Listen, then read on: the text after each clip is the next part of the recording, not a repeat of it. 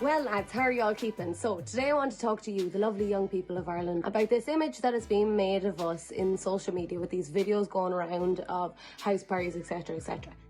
I'm taking part in a campaign called Antiviral, which is giving a voice to the youth of Ireland, to raise concerns and to showcase the good that we are doing when we're following the guidelines.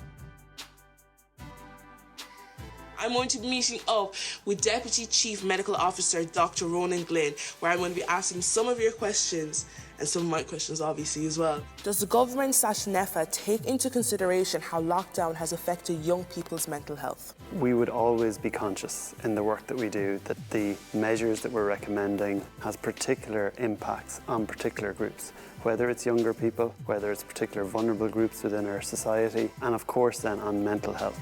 I think this campaign is very important because young people's voices have not been heard yet on the issue of COVID-19. If you look at any social movement that has occurred within Ireland, earlier this year, the one regarding racial justice, even prior to that, gender equality, young people have been at the forefront of those. So I think it's important to have our voices heard. People can get involved by sharing, by liking, by using the hashtag antiviral, and when they're making their own videos, make sure that they're staying within the guidelines in those videos. Is there anything that you want to say to the young people watching? You know, the pandemic has impacted on younger people probably more than any other generation. We never take lightly the asks that we make, but I think in particular there's an opportunity through Antiviral and through hopefully today's conversation to change the direction of some of the conversation. Would you have any advice for young people celebrating Christmas? We won't be asking people to take on board behaviours that we haven't asked people to take on board over the past 6 or 9 months. But in general terms, we don't want people having big parties around Christmas. We don't want big family groups getting together. You never know who within your group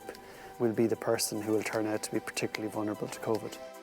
If the majority of people make the correct choices, they will make up for and they will protect those who simply can't make those choices. But if there's someone who for a particular reason can't follow one or more bits of the guidance that we're giving, that's why it's all the more important that those who can make those safe choices make those safe choices to protect those people who can't for whatever reason. What should a person do if they see their friends at house parties and they don't agree with it? Even when meeting outdoors, it can be hard to tell your friends that they're coming too close. I would hope that this movement and young people generally, as they have done, they've stepped up time and again over the past number of months, particularly in the last few weeks. But part of that is stepping up at an individual level, and I've said this previously, that it's not easy, but there is a role for each individual young person to be a role model to their friends and say, look, I'm not going to put my family at risk. I'm not going to put my flatmates at risk.